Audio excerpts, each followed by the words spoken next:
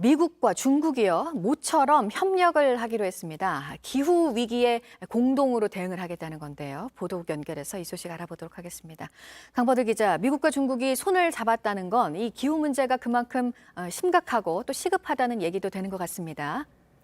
네, 시진핑 중국 국가주석이 이번 유엔 기후변화 당사국 총회에 불참한 걸 앞서 바이든 대통령이나 오바마 전 대통령이 직접 비판하기도 했는데요.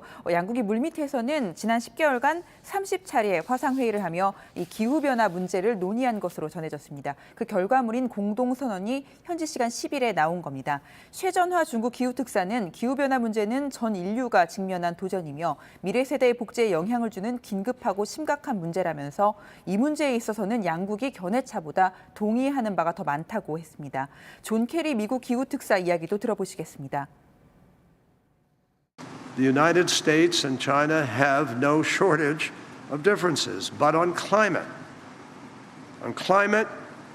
cooperation is the only way to get this job done.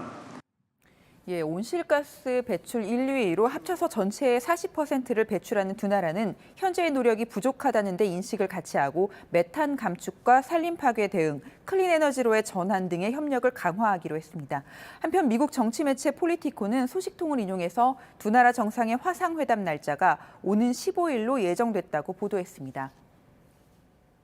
네, 코로나 백신 얘기도 해보면 어린 아이들에게 미국에서는 이제 접종을 시작했고 이스라엘도 곧 접종이 진행이 된다고요? 네, 현지 시간 10일 이스라엘 백신 자문위원회가 5살부터 11살 아동에 대한 코로나 백신 접종을 권고했습니다. 현지 언론은 이르면 다음 주, 늦어도 열흘 안에 접종이 시작될 것으로 보고 있습니다.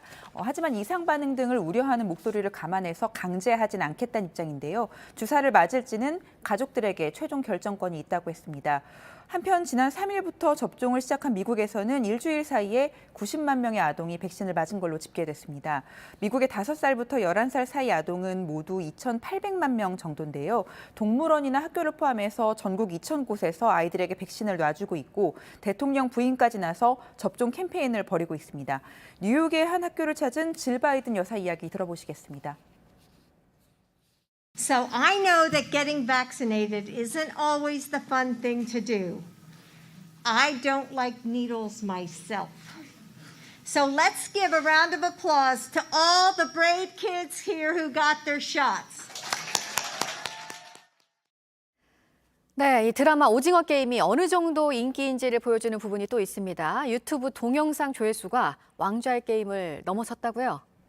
네, 미국의 연예 매체 버라이어티가 현지 시간 10일 콘텐츠 분석 업체 보빌의 보고서를 인용해 보도한 내용입니다. 지난 8주 동안 오징어 게임 공식 영상 클립과 팬들이 만들어서 올린 동영상을 합하면 13만 개가 넘고요. 이들의 조회수가 170억 뷰였습니다.